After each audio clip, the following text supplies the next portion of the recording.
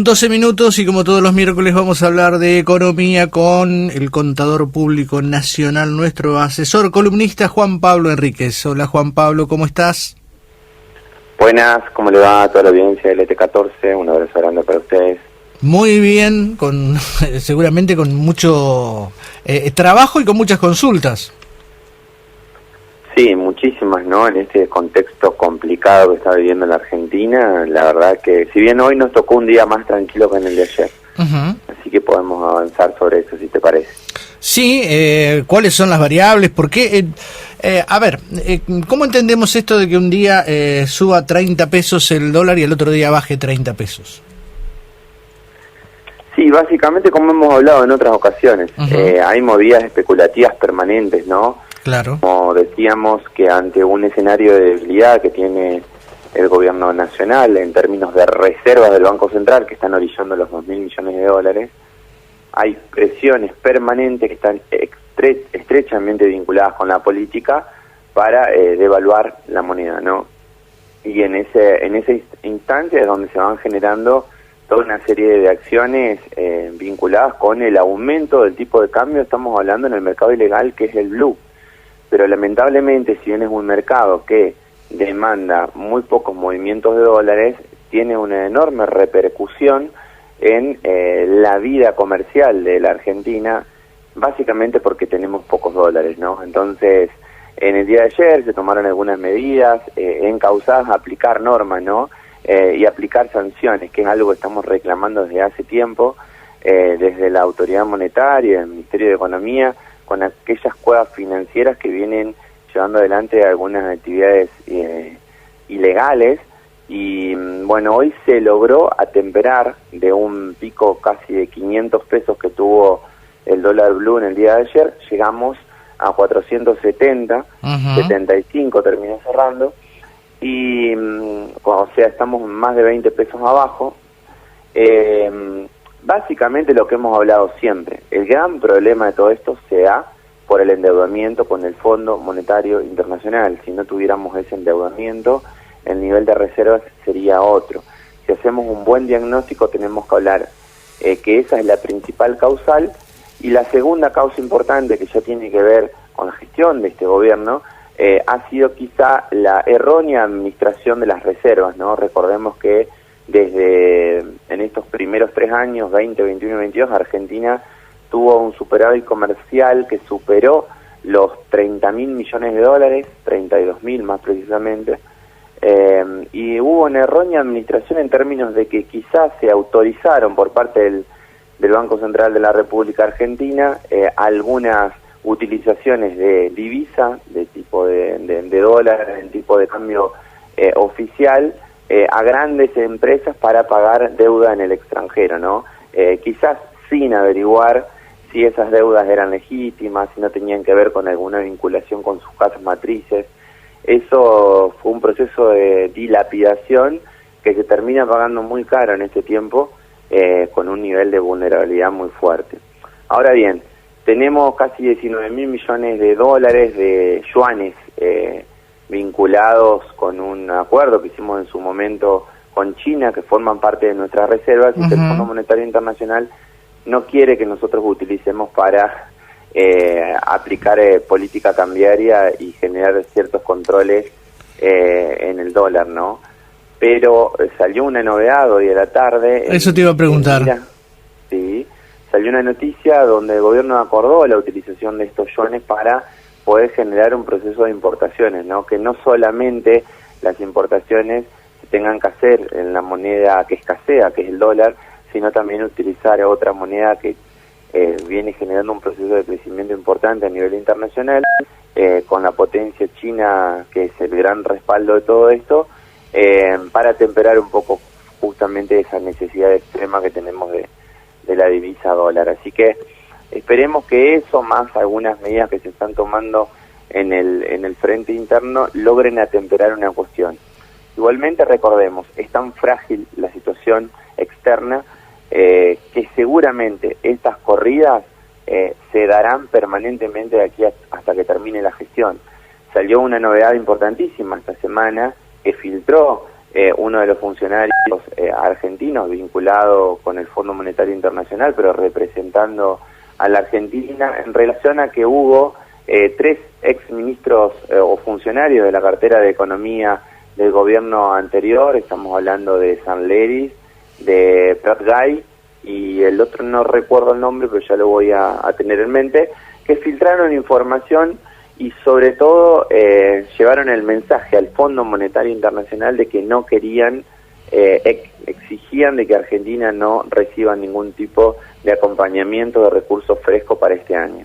Porque una de las medidas que había surgido por parte de Massa era requerir un adelanto de los fondos que nos tiene preparado el FMI para este año, que son alrededor de 10.000 millones de dólares, de aquí a fin de año, ¿no? La idea era adelantar esos recursos para atemperar esta situación inicial, pero no se ha logrado, y tiene que ver mucho el lobby que hacen algunos ministros de Economía y algunos agentes de economía ortodoxos que salen en la tele como muy buenos, pero que siempre terminan generando un discurso y acciones concretas, como en este caso, en contra de la mayoría del pueblo argentino. El otro que me había olvidado era la CUNSO, que también había formado parte de la cartera de Economía en la gestión anterior.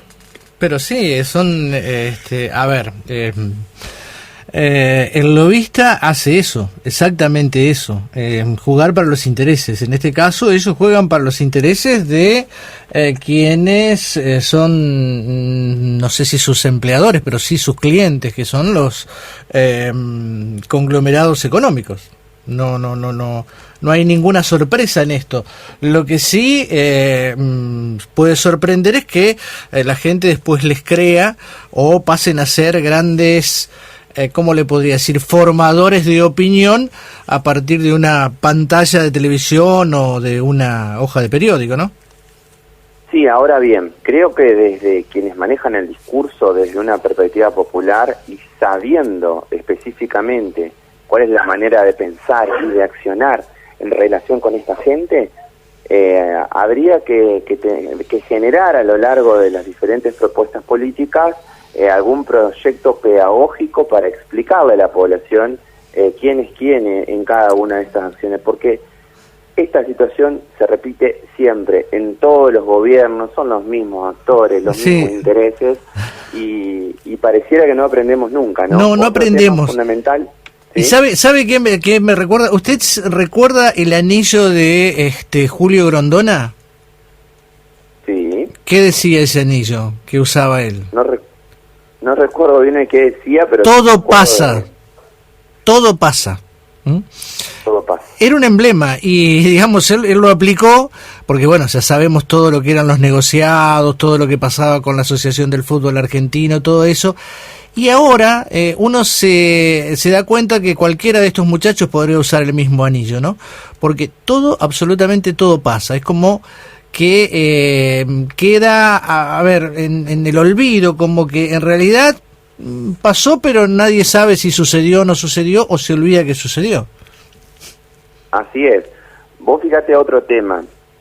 Se lanzó el dólar agro, que ha tenido una recaudación importante, hasta que hubo un punto de quiebre donde se descubrió que hay más de 25 empresas que ya vendieron, que ya exportaron y que no liquidaron esos dólares, ¿no? Que son alrededor de 5.000 millones de dólares que serían fundamentales para la Argentina. Bueno, necesitamos que el poder y las facultades del Estado para intervenir en situaciones como esta, que le darían muchísimo más respaldo a las reservas para evitar este tipo de movidas que están atadas del mismo tronco, digamos, de corridas cambiarias especulativas, se puedan solucionar.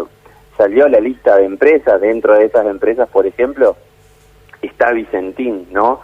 Cuán importante hubiera sido que se hubiera podido hacer algo en relación con Vicentín, que en algún momento se intentó generar una vinculación por parte del Estado, haciéndose cargo de una deuda absolutamente ilegítima que había obtenido a través del Banco de la Nación Argentina en la gestión de Mauricio Macri, pero todo quedó en la nada y obviamente los sectores del poder económico financiero vinculados a esa empresa siguen generando esas movidas especulativas que van en detrimento del conjunto del pueblo argentino, porque de todo esto el único que padece y que sufre es el pueblo que va a ir al supermercado, y estas movidas de incremento del tipo de cambio ilegal o paralelo se trasladan siempre a precios. Absolutamente, es así. No hay otra forma de ver las cosas. Como dice el dicho popular, ¿no? Siempre termina pagando Juan Pueblo. Y estos empresarios de Vicentín siguen navegando el delta con sus yates, siguen manteniendo su nivel de vida, no han perdido absolutamente nada de lo que es su patrimonio personal, pero sí han fundido empresas, han estafado un montón de pequeños productores y bueno, y han dejado, como diría la abuela, el tendal de camino, y siguen haciendo negocios, porque la justicia después, esta justicia argentina le sigue dando el manejo de las cuentas de algo que ya obviamente han, ¿cómo podríamos decir? Dilapidado, y siguen manejando fondos que ahora son prestados, obviamente. Sí, el caso más emblemático del endeudamiento con el Fondo Monetario Internacional. Claro. No se ha producido el proceso de investigación para determinar qué se hicieron con esos dólares, a dónde se fugaron esos dólares, cuáles son las empresas. Han salido más que nada artículos periodísticos, hay una ley parada en el Congreso de la Nación, en el sentido parada en términos ejecutivos, pero se aprobó y demás, vinculada con estudiar, ¿no?, a dónde están esos recursos que tanto necesitamos en la actualidad y no estamos pudiendo contar con ellos, y sobre todo para establecer un marco de cierta justicia que parece que no existe, ¿no?, porque siempre la clase dominante hace lo que quiere con el Poder Judicial y lo maneja de una manera descarada, lamentablemente afectando los bolsillos y los intereses de la clase trabajadora. Entonces habrá que de una vez por todas tomar el bastón de mariscal, hacerse cargo del Estado como corresponde, sancionar a quienes vulneran cada una de las normativas que intentan proteger los derechos del trabajador, y generar acciones concretas para evitar estos escenarios conflictivos que lo único que hacen es licuar el poder de los salarios en Argentina. Vos sabés que también me gustaría remarcar el contrasentido, ¿no? Esta gente que viene creciendo, según dicen las encuestas, los libertarios, que toman, bueno, ese ejemplo, ¿no?, la no intervención del Estado, el ejemplo de los Estados Unidos y la ley de la oferta y la demanda, de la ley del mercado. Anda a Estados Unidos, que es ese país que ellos quisieran tener, entre comillas, parte de eso quisieran tener, no todo, a evadir un impuesto o a tratar de pedir que te rebajen algún tipo de impuesto.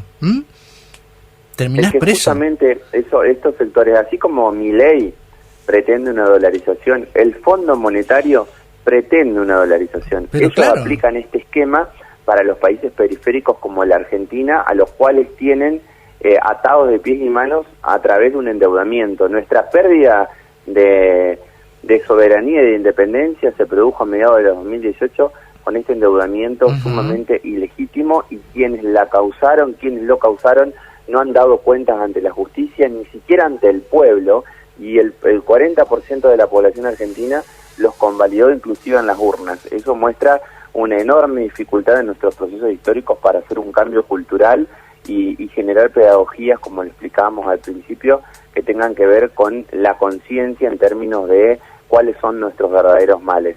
Llegamos al mismo rumbo siempre. Hoy Estados Unidos está haciendo a través del Fondo Monetario todas las presiones necesarias ante la Argentina para quedarse con el litio, para quedarse con Vaca Muerta, para quedarse con el agua dulce, que es la tercera reserva más importante del mundo, la de Argentina, y por otro lado para poner freno a cualquier vínculo que tenga que ver con otra potencia creciente que es China, y que permanentemente hay una disputa en la geopolítica internacional.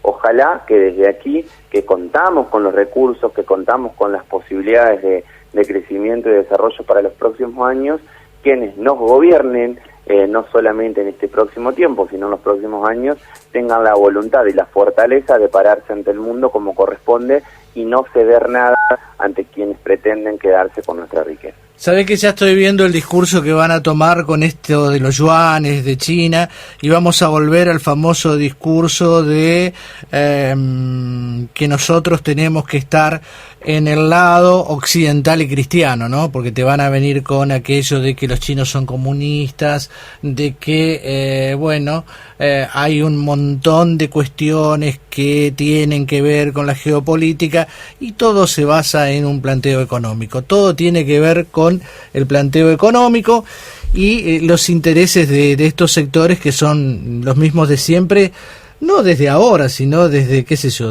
al menos en la Argentina, desde la época de Rivadavia.